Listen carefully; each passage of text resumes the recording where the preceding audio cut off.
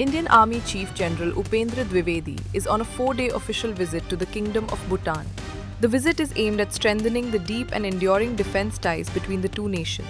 On the first day of his visit, General Dwivedi called on His Majesty King Jigme Khesar Namgyel Wangchuck and His Majesty Jigme Singye Wangchuck, the revered former monarch. The general also held substantive discussions with Lieutenant General Batu Shering, Chief Operations Officer of the Royal Bhutan Army. Together, they reaffirmed their shared commitment to regional security and long-standing military cooperation. Later, he met with officials at the Indian Embassy in Thimphu to further strengthen diplomatic coordination. Military engagements and joint projects. On July 2nd, General Dwivedi visited the Indian military training team, known as IMTRAT, and Project Tantak, two pillars of India's enduring military and developmental partnership with Bhutan. He then toured the Wangchuck Lodzong Military Hospital and School, where he engaged with instructors, students, and medical personnel.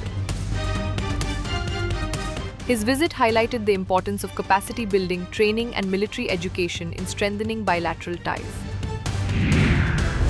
Youth engagement and national service.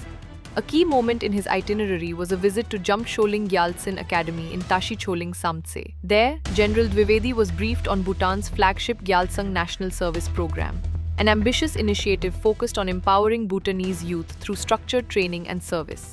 He interacted with instructors and was deeply impressed by the academy's infrastructure, training framework, and the values it seeks to instill in future generations.